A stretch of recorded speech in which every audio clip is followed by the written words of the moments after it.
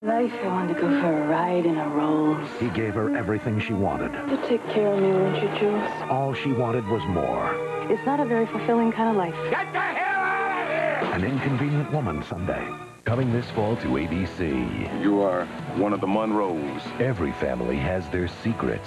This family is not going to fall to pieces over some little tart with a microphone in her panties. Theirs make the headlines. What is my daughter doing with the president? Susan Sullivan and William Devane star in The Monroes, coming this fall to ABC. They're typical kids. They want to belong, but it isn't easy when you're overweight. The pain of growing up fat and the camps that help, turning lonely ducklings into happy swans. When 2020 continues, after this, from our ABC stations. Coming this fall. You've already buried 5 husbands. Is it my fault they wore out? It's America's sweetheart Marie Osmond and Golden Girl Betty White. Isn't it possible to have a full and meaningful life without a man? For a few days, maybe. They're working, living, and laughing together. Want to go out? Okay. With my daughter? Even better. It's 3 generations of comedy. When I went away to college, I'd come back every summer and work here. And now, here I am again. Then why'd you go to college? Maybe this time, coming this fall to ABC. The sentence has been handed down in the Susan Smith case. Tonight on 21 Alive News at 10, we'll tell you whether or not the jury decided to send Smith to the electric chair. More labor problems at Knoll Printing in Huntington. A lockout leaves more than 70 workers idle. The federal government provides support for one local apartment complex with hopes of easing crime there. And a summer program at the Wizards games rakes in the cash for a local youth program. Now this. 21 Alive's festival coverage of Bern Swiss Days is brought to you by Hobegger Furniture in Bern. Shop Hobegger Friday and Saturday for store-wide savings on quality brand name furniture. Jay has news of a weekend warm-up. Dean has Wizard highlights and a possible IU basketball defection. Join us tonight at 10.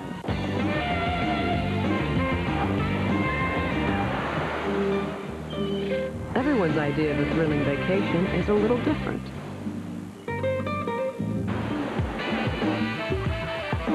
Hope we didn't miss anyone. Get away for a couple of days. Come celebrate 125 summers of real thrills at Cedar Point. To save up to $200, call 1-800-BEST-FUN for your free family getaway guide. 1-800-BEST-FUN. Evan Costner's near fatal stunt, only on Extra. From ABC News, 2020 continues. Once again, Barbara Walters. There's word this week of a health breakthrough that might change the lives of millions of people. It's a hormone that researchers claim drastically and rapidly eliminates fat. We'll tell you all about it a bit later, but before we do, just imagine if this hormone proves successful in humans. It would be nothing short of a miracle, especially for overweight children.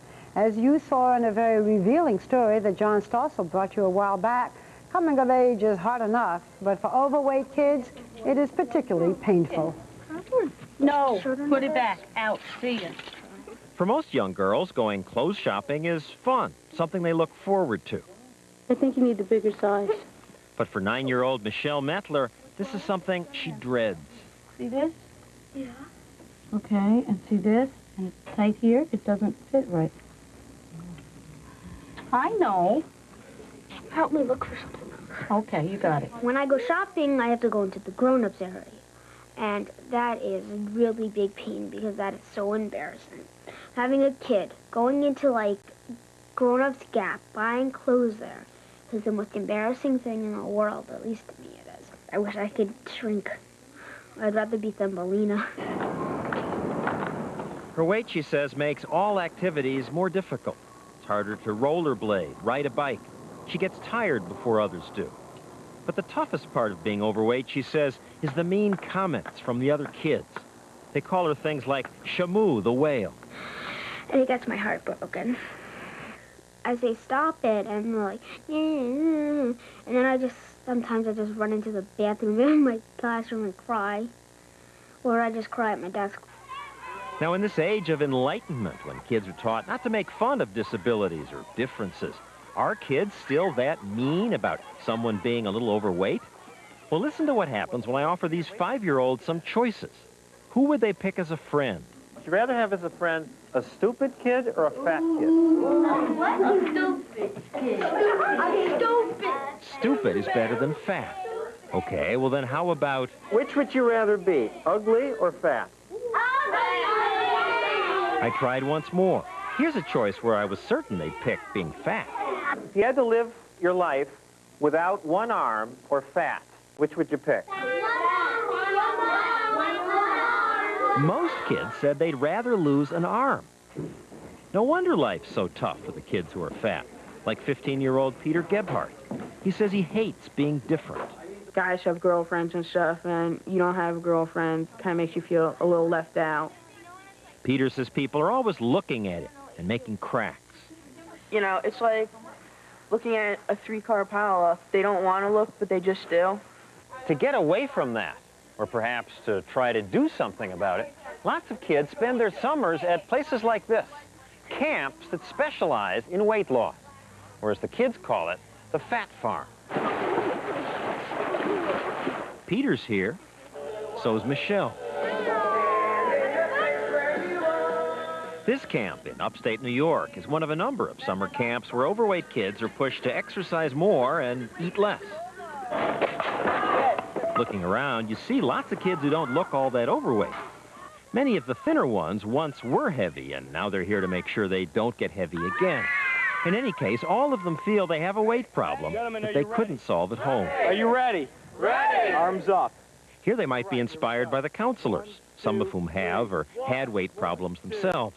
Most of you know I used to be 298 pounds. I did not get to 150 pounds. I didn't lose half my body by sitting and watching TV. I came to stretch every day, and that's exactly what you guys are doing. Of course, exercise is only part of it. You have to control what goes in, too.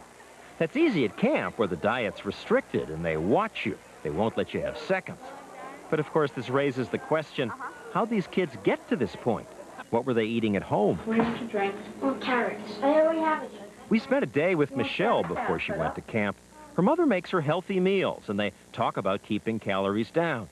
In fact, Michelle doesn't eat all that much, but the weight stays on. Some of it may be just genetic. Her mother has a weight problem, too.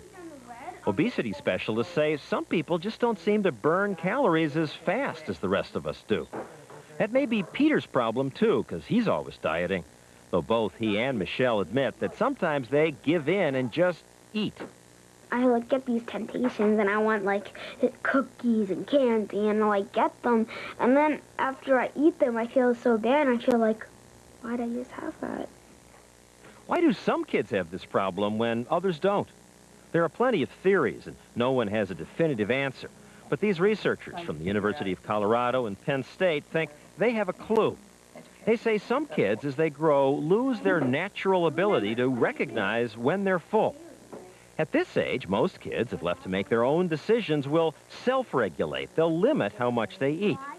They know that from tests like this one, where the researchers give the kids high-calorie drinks some days, low-calorie drinks others. The researchers then carefully weigh and record the food the kids didn't eat, what was left. Even though the volume of liquid was the same, when the kids had the high-calorie drink, they usually ate significantly less food. This suggests that at this age, there's some sort of internal cue that tells us when we've had enough. Parents interfere with that cue, say the researchers, if they carefully control what their kids eat. Finish this, don't eat more of that. That keeps the kids from learning how they feel when they've had enough. What we see is that the child's ability to self-regulate really vanishes. It's better, they say, to just offer a variety of foods and let the kids decide when they're full. When it comes to how much the kids eat, parents should back off. We are telling parents to back off and to focus their control on what foods are made available to children rather than on trying to determine for the child how much to eat. The older kids who don't self-regulate need help. And that's why camp works. They give you only so much food and get you to exercise. In this controlled environment, every kid loses weight. Michelle hopes to lose 25 pounds. And so far, she's on track, taking off about 3 pounds a week. Excellent this week, Michelle. So all the kids lose weight while they're here. But what happens when they go home? Many of these campers were here last year or the year before. Last year I lost 15 pounds. Did you keep it off? No, I gained it all back. When I lost my weight, and they didn't call me names as much, but then they also noticed it when I gained it all back, they started calling me names again. How much you lose last time? 22 pounds. How much you gain back? All of it. Is that success? Sounds like they just go back to their old habit. We could find no reliable study of how kids do after they've left fat camps. Though clearly some kids keep the weight off. This is my 3rd summer, and I've kept it all off. 16-year-old Natalie showed us her before picture. She lost 46 pounds at this camp. And have kept it off? All of it. So why'd you come back? To tone up. I had some more weight to lose, and my friends, I've been with my friends for 3 years. We've all kept in touch. Was life different now? Yeah, oh, incredibly. Like, everything, I have so many more friends. Guys look at me, they talk to me. Everything just turned around totally, and It worked for Noah Trister, too. it was just so much better. I liked it so much more. Just because you lost the weight? Just because I lost weight, and people just started treating me different because I just looked different. You could finally fit in for once. The kids focus on success stories like that. I can see why. Life at school is often lousy. Have you been called names because of your weight? Yeah. All of you? Yeah. We showed these kids that tape of those 5-year-olds saying they'd rather lose an arm than be fat. Watching their faces as they watch says a lot.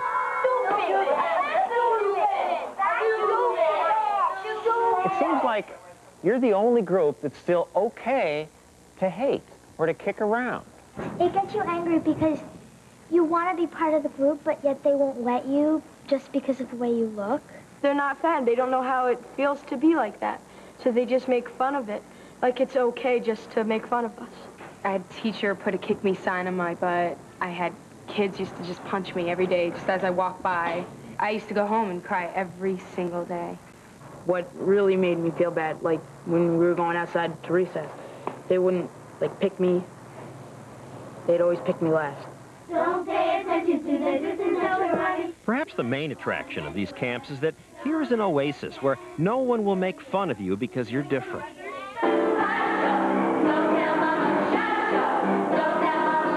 And here, kids get new experiences with friendships. At school, Peter had been afraid to try to date. You know, I thought I'd get rejected. And here? But here it's been like totally different, It's a lot better here. I mean, I'm going out with the girl behind me. Yes, well, actually, our camera had witnessed that earlier. And in fact, Peter had several romances while he was at camp. But all good things come to an end. Late in the summer, the kids prepare to go home. All are considerably thinner than they were, but for how long? Oh, I'm going to go home and have like a big dinner. I'm really hungry. We waited 4 months and then came back to visit Michelle. No, wait. Oh, she's watching TV. The doctors say that's deadly for kids with weight problems. Because not only are you just sitting there, not exercising, but the studies show the more kids watch, the more likely they are to snack on the fatty foods they see advertised. So tempting. Like, I need the refrigerator. I need the food in there. It's like, I need it. Still, Michelle says she's been exercising. And of the 22 pounds she lost during the summer, she's kept all but 4 off. The reaction of her friends helped. I like it when they're saying, wow, she lost so much weight. It was like, I felt special. 2 more. And Peter? Good, last one. Good, and rest. Good. Well, he now works out with a personal trainer. 4 months after camp, he's kept off all the 35 pounds he lost. He knows he's going to have to keep working at it. At the camp, everyone is very accepting. Here, the world's like filled with hate, and the world always has eyes. So, I mean, people are probably going to be watching this and saying, well, you know, look at him, he's going to gain back all of his weight. But, you know, I'm out there to prove him wrong. Maybe he'll be one of the success stories, like the one we found in our files. 1, 2, 3. 11 years ago, 2020 visited another camp for overweight kids and met Timmy Manolis. She spent 6 summers here, battling her weight. Well, I don't think I ever will win, but I'm going to try like hell. Timmy, like Peter, anticipated a lifetime of weight problems. But now she says she has it under control. She still thrills at the reaction she got years ago when she came home from camp. I was a member of the basketball team, and my coach his mouth dropped. He says, "What happened?" He says, "You're such a buoyant person. You're bubbly." You know, I got a new personality thanks to camp. This June, Timmy's getting married. She says much of the good that's happened to her happened because of camp. It made me come out of my shell. It was the best experience of my entire life. I wouldn't be the person I am now if I didn't spend the time there. Whoa, looking good. It's just so heartbreaking when they pick on these kids. But were they successful since you did this piece? Have they kept it off? Over the rest of the winter and spring, they did keep it off. Yes, they're now back in camp trying to lose more. But, I mean, they call that successful. Is that success? Because they have to work on this all the time. They'll be hungry every day for the rest of their lives. To me, success would be if society would just accept that some people have a higher equilibrium weight.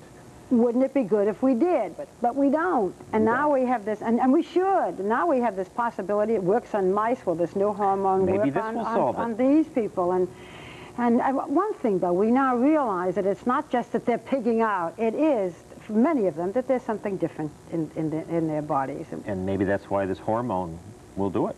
In the meantime, boy, they're wonderful kids, and we shouldn't do what we do to them.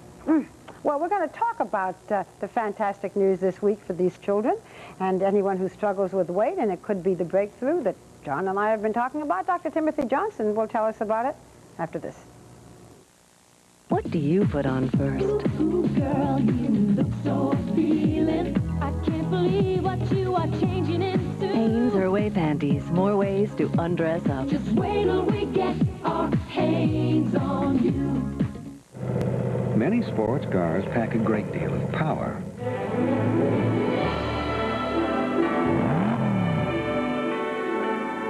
Unfortunately, they don't leave much room to pack anything else. Introducing the new Nissan 200 SX, a sports car with a 140 horsepower engine up front and a big honkin' trunk in back. And now, for a limited time, the 200 SX is available with low 2.9% APR financing. Introducing Birth Clear Gel Antiperspirants and Deodorants with click control. 3 clicks give you just the right amount you need for all-day protection. Because the last thing you want to do is lose your cool. Brut by Fabergé, the essence of man. So I just got married, and my husband says, try Crispix. Crispix doesn't get soggy in milk. Hey, I love the guy, but nobody's perfect. Okay, it starts off crispy. Now, this spoonful is still crispy, but it's gonna turn soggy. So he makes a little mistake. Kellogg's Crispix cereal. Delicious corn and rice that stays crispy to the end. Last bite, it's gonna be soggy. Hey, it's still crispy. He is perfect, so far. ABC News 2020 will continue in a moment. Saturday on ABC Sports, an international field of golf legends tees it up in the Senior British Open. And on a special edition of ABC's Wide World of Sports, the NFL preseason kicks off. See the historic debut of Jacksonville and Carolina when they meet in the AFC-NFC Hall of Fame game. It's all Saturday on ABC Sports.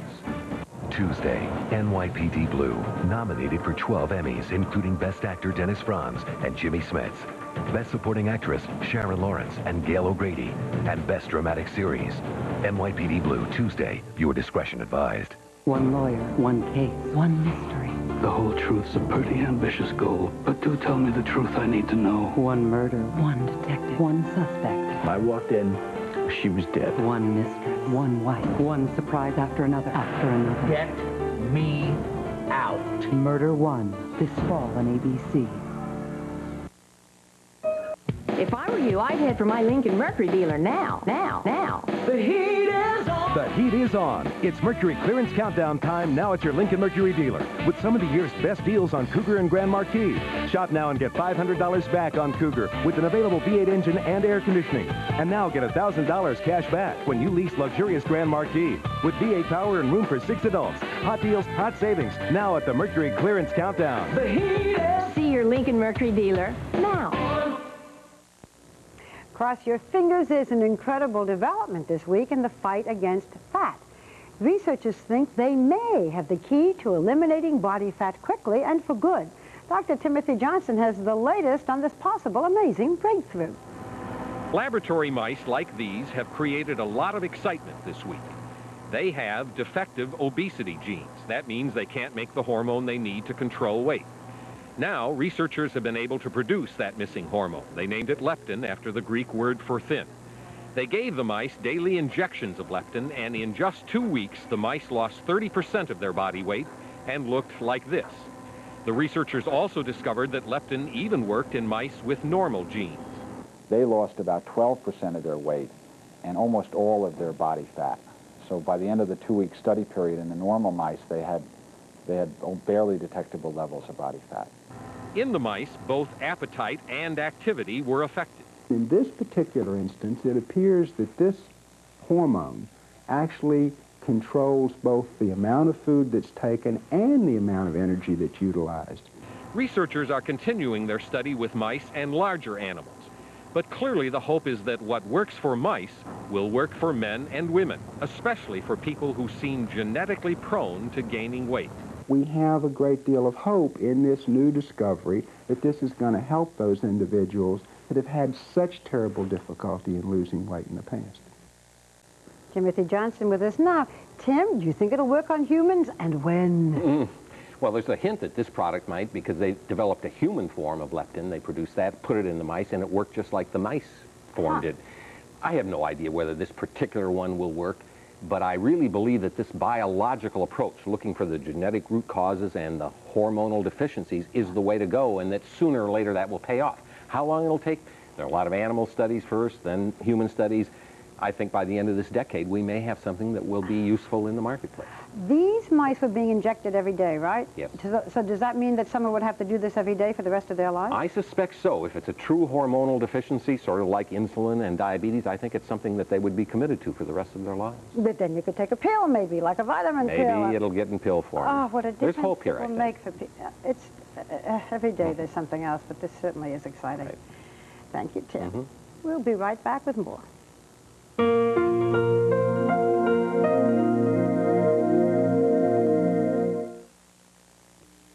I'm Marty Bright tonight in Good News, building a new life for those in need. I'll tell you who's behind the latest Habitat for Humanity house. And these pint-sized graduates begin their school career with this ceremony.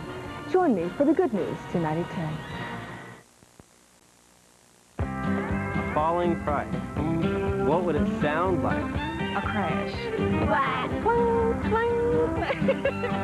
The prices do fall. They fall. First it's like 12, then it goes to 10, then it goes to 9. It was $25.96, now only $22.96. It was $59.76, it is now $54.97. It was $28.96, it's now $24.96. We like our customers and we want to give them a good deal.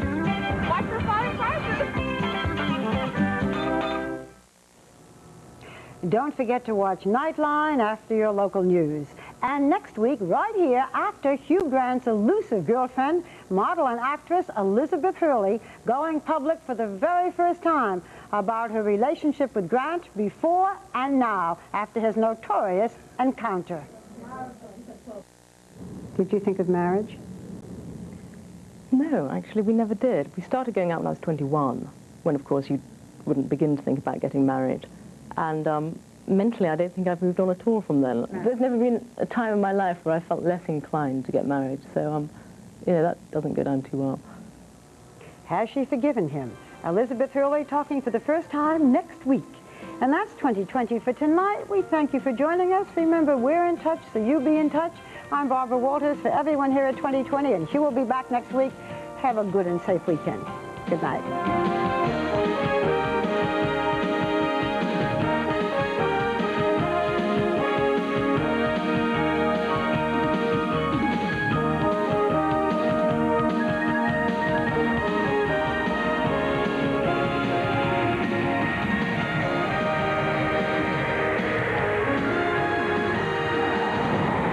2020 is a presentation of ABC News.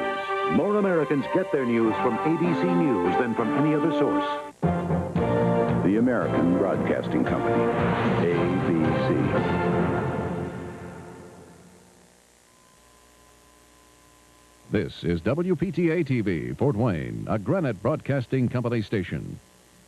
Your #1 news with Keith Edwards, Melissa Long, Dean Pantassi, Jay Walker, and Marty Wright with good news.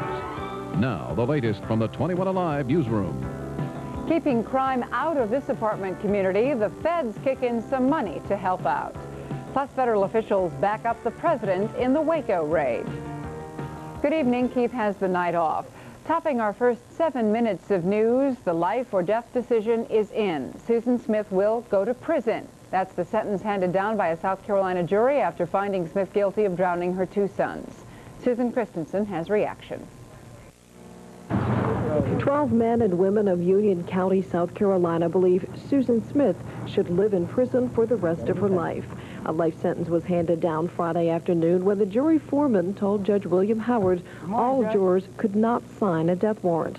In closing statement, Smith's lead attorney, David Bruck, asked the jury to have mercy for his client, that she was a troubled woman who would suffer greatly by spending the rest of her days in prison. Prosecutor Tommy Pope delivered a dramatic and emotional account of how Smith's 2 young sons died a slow death as their car drifted below the waters of John D. Long Lake. Pope's case focused on a lovesick Susan Smith, smitten with a rich boyfriend, Tom Findlay, who turned her away because she had children. He argued Smith killed Michael and Alex so she could be with her boyfriend. The prosecution also brought Smith's ex-husband to the stand this week. David Smith recalled the events leading up to Susan's confession and his feelings of betrayal when she began her affair with Tom Findlay and when she lied about the carjacking. Smith's emotional testimony brought tears to some jurors' eyes.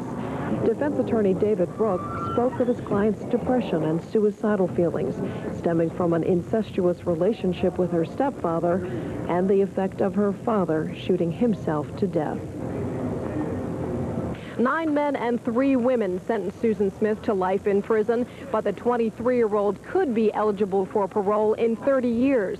But for now, she's headed to the Women's Corrections Institution in Columbia. In Union, South Carolina, I'm Susan Christensen for ABC News. 2 people still in the hospital tonight after a drunk driving accident. It all happened this morning here on I-69 near Huntington. Police say 34-year-old minor Campbell Jr. of Jacksonville, Florida, drove his car into a barrier and flipped over, colliding with another car.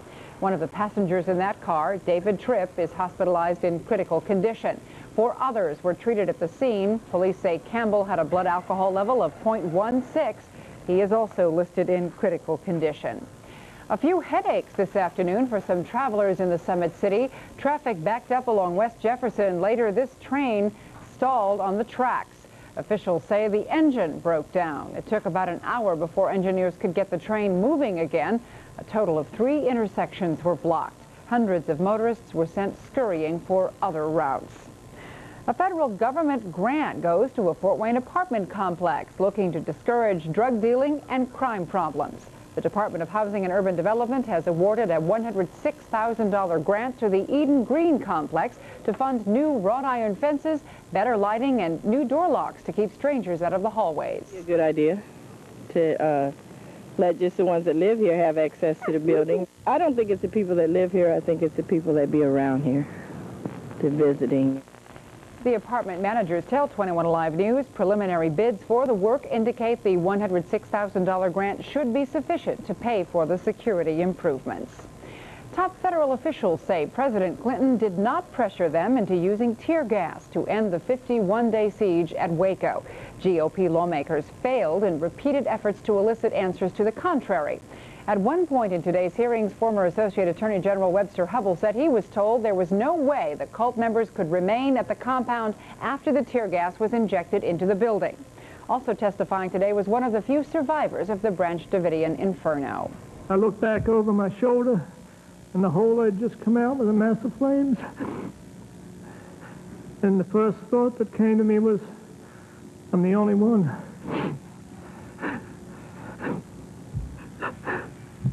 I'm the only one to get out. More than 80 cult members died in the blaze which followed the injection of the tear gas. The hearings are being conducted to determine if the government acted properly. In the Simpson trial today, the defense is denied evidence. North Carolina Judge William Wood has ruled that neither screenwriter Laura Hart McKinney nor her interview tapes with Mark Fuhrman can be subpoenaed for the Simpson case. The tapes allegedly show Fuhrman using the N-word, a racial slur he claims to have abandoned during the past 10 years. The mayor of Indianapolis said today he will heed black leaders' calls for sensitivity while police call for a drug crackdown. Mayor Stephen Goldsmith also said he's hoping a record show of force silences any more threats of violence. 2 days of rock-throwing protests have prompted the response. With the hot weather forecast, Goldsmith promised more officers on the streets of the state capitol than at any time in the city's history. The disturbances were triggered by allegations of police brutality in an arrest Tuesday night. 39 arrests and more than a dozen injuries were reported. Tonight in Good News, readying youngsters for